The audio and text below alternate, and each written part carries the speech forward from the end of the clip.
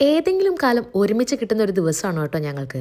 അങ്ങനെ വീണ് കിട്ടുന്ന ദിവസങ്ങളിൽ ഞങ്ങൾ ഒരുവിധമൊക്കെ കുക്ക് ചെയ്ത് വെക്കാൻ വേണ്ടി ശ്രമിക്കാറുണ്ട്. ആക്ച്വലി ഞാനൊരു സ്പോയിൽഡ് കിട്ടാണോ എന്നെനിക്കൊരു സംശയം ഉണ്ടായിരുന്നു ആദ്യമൊക്കെ. പക്ഷെ പിന്നെ പിന്നെ എനിക്ക് എന്നോട് തന്നെയുള്ള മതിപ്പ് കൂടിക്കൂടി വന്നു. സ്പോയിൽഡ് കിഡ് ആണെന്ന് തോന്നാൻ കാരണമുണ്ട്. ഞങ്ങൾ 2 പെൺകുട്ടികളായിരുന്നു കേട്ടോ, എൻ്റെ അച്ഛനും അമ്മയ്ക്കും. അതിലെൻ്റെ ചേച്ചിയാണെങ്കിൽ ഭയങ്കര ഡിസിപ്ലിൻഡ് ആയിട്ടുള്ള ഒരു പാവം കുട്ടിയും, ഞാനാണെങ്കിൽ തല തെറിച്ചൊരു കുട്ടിയായിരുന്നു.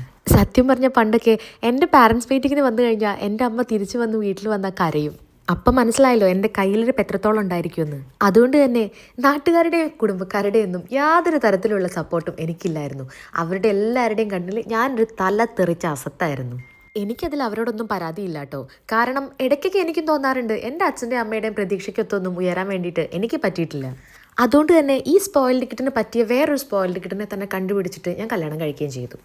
ഇടയ്ക്ക് തോന്നും ഇവനൊരു മെയിൽ ഷോവനിസ്റ്റ് ആണെന്ന്, എന്നാൽ ഇടയ്ക്ക് തോന്നും ഫെമിനിസ്റ്റ് ആണെന്ന്. സത്യം പറഞ്ഞാൽ ഇവൻ എന്താന്ന് എനിക്കിപ്പോഴും പിടികിട്ടിയിട്ടില്ല. പിന്നെ ഇവൻ എന്തായാലും എനിക്ക് കുഴപ്പമില്ല, കാരണം ഞങ്ങളുടെ വീട്ടിലെ എല്ലാ ജോലിയും ഞങ്ങൾ ഒരുമിച്ചാണ് ചെയ്യാറ്.